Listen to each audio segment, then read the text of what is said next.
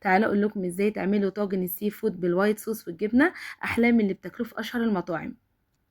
هنعمله بتتبيله حلوه جدا جدا، وكمان هقول لكم على مكونات لو ضفناها للوايت صوص هتنقل لنا الطاجن ده في حته تانية خالص. اهم حاجه بس ما تنسيش تعملي لايك للفيديو وشير عشان يوصل لاكبر عدد من الناس. ولو اول مره بتشوفيني انا اسمي سعاد. عندي هنا جمبري وصوبيا على كاليماري، حجمهم طبعا صغير شويه. غسلتهم كويس قوي بالميه وبالليمون وصفيتهم من اي ميه فيهم. تمام كده. هنعمل بقى تتبيله حلوه قوي.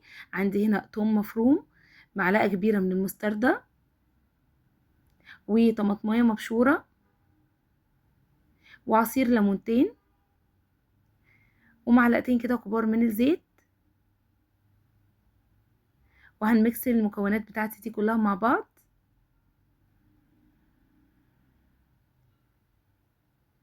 وهنحط معلقه كبيره من الكمون. انا المعلقه هنا كانت صغيره، فلما المعلقه اللي انتوا بتستخدموها هتكون كبيره حطوا معلقه كده كبيره من الكمون، ونصها هتكون ملح. هنمكسهم مع بعض وكده التتبيله الحلوه جدا بقت جاهزه عندي. جربوها وان شاء الله تعجبكم قوي قوي.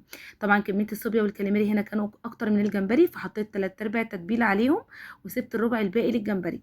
طبعا تقدروا تضيفوا اي سي فود بتحبوه، زي مثلا بيضه سبيط، زي الكابوريا الستيكس او الكابوريا العاديه، بس قطعوها يعني ما تحطوهاش سليمه.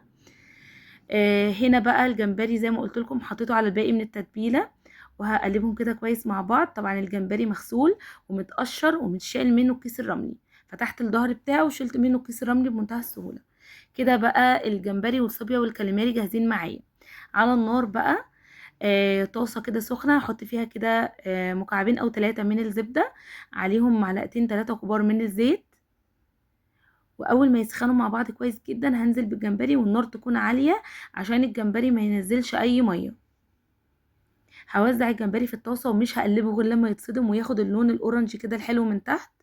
هبتدي ساعتها ان انا اقلبه. اهو دلوقتي بصوا اللون بتاعه ما شاء الله اتغير خالص. هقلبه كويس تقلبتين كده، وهنزل عليه بالصوبيا والكاليماري، وبرده النار تكون عالية. وما تقلبيهمش على طول، سيبيهم شويه يتصدموا بس، وبعدين ابتدي انك تقلبيهم. ولو الصوبيا والكاليماري نزلوا اي ميه في الطاسه بتاعتك، ما تعمليش اي خطوه تاني غير لما يشربوهم من تاني، لغايه ما يوصلوا معاكي بالشكل ده. شايفين؟ اي ميه فيهم مش مستحب تكون موجوده عشان بتدينا طعم زفاره يا جماعه في الطاجن، فاستنوا عليه لما يشرب الميه اللي هينزلها. هنا بقى هنعمل الوايت صوص بتاعنا.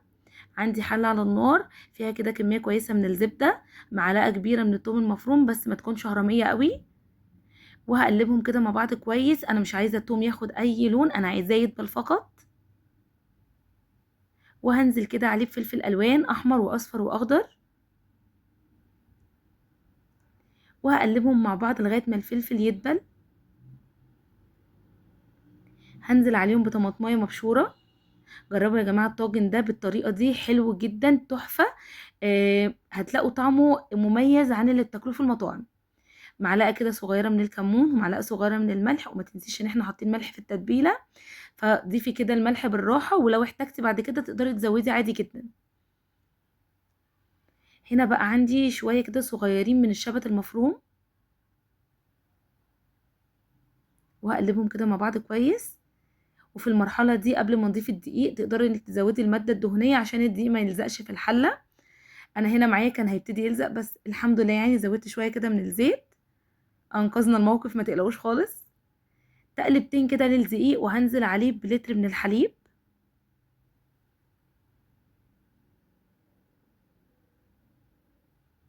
وهقلبهم كويس قوي عشان الدقيق بتاعي ما يكلكعش معايا. هنا بقى ضفت حوالي نص كده كوبايه من كريمه الطهي،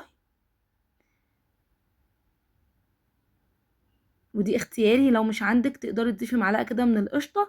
لو مش عندك يعني ممكن ما تضيفيش اي حاجه خالص، بس بتدي طعم حلو للطاجن. هنا بقى نزلت بالوايت صوص اللي عملناه على الجمبري والكاليماري والصوبيا، وهسيبهم كده لغايه ما يغلوا مع بعض كده غلوتين 3، والصوص ده تلاقوه تقل. وبعدين هنقلهم في الطاجن اللي هدخله في الفرن. انا هنا حطيته في صينيه بايركس، تقدري تحطيه في طواجن صغيره كده على عدد الافراد اللي هياكلوا، تقدري تحطيه في صينيه فرن عاديه لو ما عندكيش صينيه بايركس. وهحط على وشه جبنه، هدخله تحت الشوايه لغايه ما يسيح ويبقى بالشكل الحلو ده.